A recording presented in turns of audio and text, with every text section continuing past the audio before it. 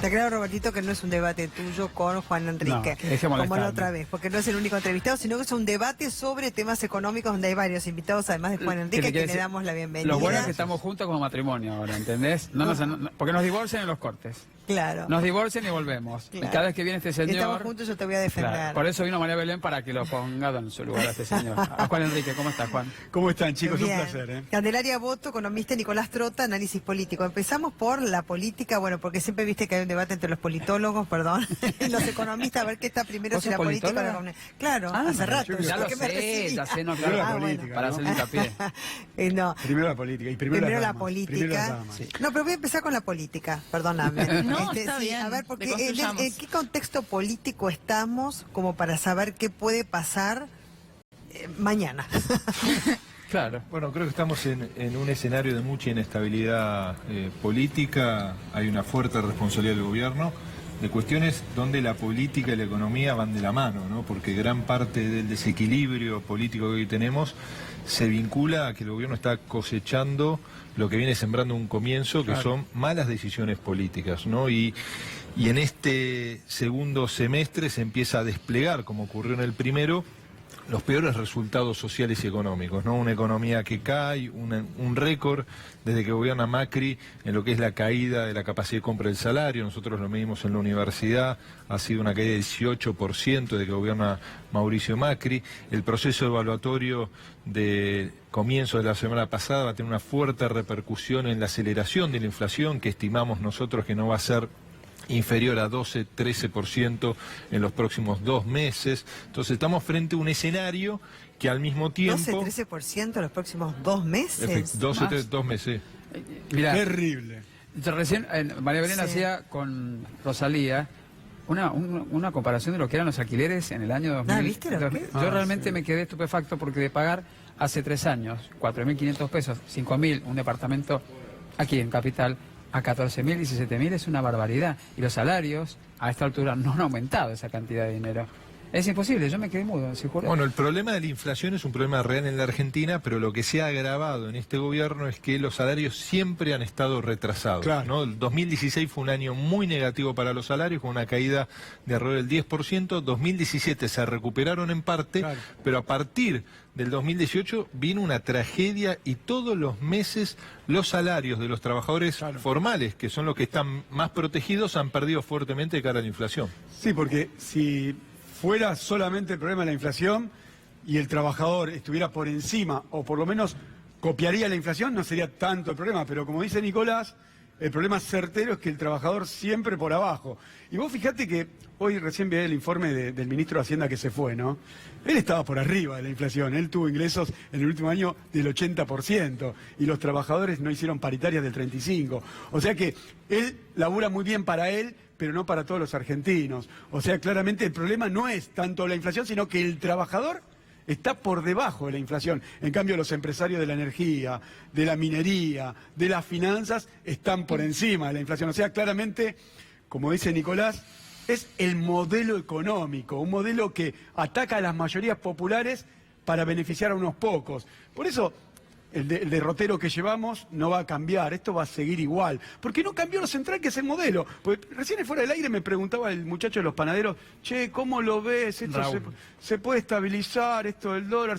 Y mirá, si tenés una tasa del 75 que está generando muchos pesos al 75% y eso no lo parás, si tenés plata, ponés en la no va tasa. a cambiar, mirá. Claro. Nicolás lo dijo recién. Esto arrancó en diciembre del año 2015. El dólar estaba en 9,60. Hoy estamos en los 60 pesos. Que me duele la cabeza. ¿A cuánto debiese estar el dólar? A ver, ¿por qué no nos dicen ustedes a cuánto debiese estar? Porque el dólar arrastra los precios y la inflación. Sí, bueno, también hay que tratar de entender si llegamos finalmente a una suerte de estabilidad, entendiendo todo lo que pasó en esta última semana, digo, en estos últimos 5 días, sobre todo el lunes, donde el dólar llegó a 65 pesos de cotización sin un banco central que interviniera viniera efectivamente cuando en realidad tenía las herramientas para hacerlo, y creo que la discusión también viene por ahí. La realidad, digo, más allá del análisis que hagamos de las políticas anteriores, es que hoy en día la situación económica argentina es muy vulnerable y es muy complicada, sea quien sea el gobierno que vaya a venir el 10 de diciembre, porque falta muchísimo para octubre inclusive, digo, también tenemos que hacernos cargo, y sobre todo la clase política se tiene que hacer cargo de las responsabilidades que tiene y sobre todo cómo esta situación va a afectar a quienes están más perjudicados, porque este aumento en la cotización va a afectar en los precios, entonces vamos a pagar de nuevo quienes tenemos nuestros activos en pesos, y ganaron nuevamente quienes nos tienen dolarizados, ganó el campo y ganaron los sectores financieros. Entonces digo, hay que empezar a hablar de eso, porque no podemos siempre pagar los mismos y las mismas. Yo no hablé con Alberto Fernández, pero sí con gente allegada a Alberto Fernández, y bueno, en concomitancia con su declaración de que debiese estar en 60 pesos el dólar, digamos que entonces estaría bien. No, más allá de los números, el dólar lo tiene que estar... ¿Está bien que esté a 60 pesos el No, dólar? no te voy a decir números, pero el dólar tiene que estar en lo que determina el ministro de Hacienda, en lo que determina el Banco Central, en lo que determina el presidente de la Nación. Si vos tenés un dólar caro, beneficiás a los poderosos. Si vos tenés un dólar relativamente barato, sin decir números, es como que le generás un efecto riqueza y de consumo a las masas populares. No, pero ¿qué es caro y qué es barato? Bueno, ahí está, ¿qué es caro y qué es barato? Primero hay que decir que el lunes el presidente durmió mal y dijo, voy a castigar a las mayorías populares y voy a poner un dólar caro. Insisto, ¿no? El dólar tiene que ver en términos relativos con lo que vos querés para tu país. Vos me decís, 60 es caro. Bueno, yo te digo, mira, muchos dicen que es el valor. Pero ¿qué sucede? ¿Qué sucede? Si vos no, disculpa, sí, porque puede intervenir. Y si lo hizo el lunes. Porque interviene el Banco Central y aumenta las tasas. Que no debería ser, porque el Banco Central debe ser independiente. Pero te voy a ser muy claro. Vos decís, ponele el dólar de 60 es el que tiene que ser.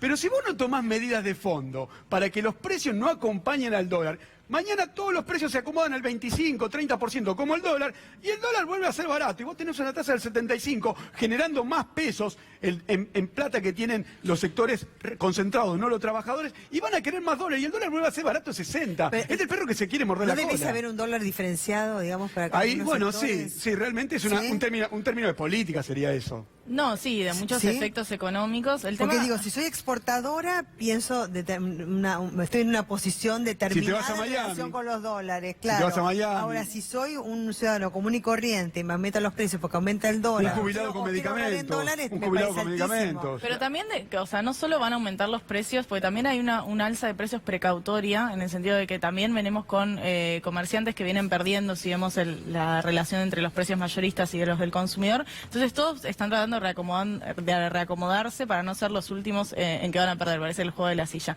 Pero digo, hay un problema que es, digo, el lunes se inició un nuevo capítulo de esta crisis económica, pero no es algo que empezó el lunes, sino que viene de mucho antes, y que muestra el agotamiento de un modelo que nunca tuvo como centro el crecimiento económico. Entonces siempre estamos corriendo atrás del dólar si no hay una generación propia de valor y si no hay un crecimiento económico en Argentina. Vamos a hacer el segundo año de caída del Producto Bruto. Entonces, digo, hay un montón de cuestiones que no permiten tener tanta libertad de cara a qué es lo que se va a tomar ahora, pero sí que es necesario exigir mucha responsabilidad de cómo se va a tomar y de los efectos que tiene eso en la vida concreta de la gente, donde 2.000 pesos en 2 meses no van a solucionar. Ahora Roberto preguntaba, vos preguntabas, ¿no? Si podía el gobierno tener un tipo de cambio determinado, y sí, porque tiene variables de política. Obviamente, pero el presidente es la autoridad máxima de la República, ¿no es cierto? Pero también tiene una entidad que lo regula, que es el Banco Central. Claro, es independiente, en teoría. Y tiene un ministro que es el conector, ¿no? O teníamos y ahora tenemos uno nuevo. Pero a ver, ¿cómo puede ser que de un día para el otro, después de las elecciones, se levante el dólar a 60, 63 pesos? Insisto, Roberto, que es el modelo económico. Si vos, cuando devaluás, ponele que sea beneficioso para el país y que sea el número 60. Si vos no tomás medidas para que los alimentos no acompañen esa devaluación, es lo mismo que no haber hecho nada. Ejemplo, la primera medida que tomó este gobierno cuando asumió fue quita de retenciones y cupo de exportación. Dolarizaste los alimentos. Vos ahora devaluás y detrás de eso aumenta el pan, la yerba, aumenta todo lo que produce la Argentina. Es el problema. Por eso, a la pregunta de Roberto, ¿el gobierno puede disponer, por supuesto, de variables económicas como para tener un dólar a determinado precio? La respuesta es sí, este gobierno y cualquier otro, digamos. Pero este gobierno está en una situación de una deslegitimidad política con la sociedad argentina y también con los mercados, porque no ha tenido una posición rígida a lo largo de sus 3 años y medio, partiendo de esto que plantea Juan. Cuando se inició este gobierno, incumplió una premisa básica de la historia económica argentina, que es la falta de dólares.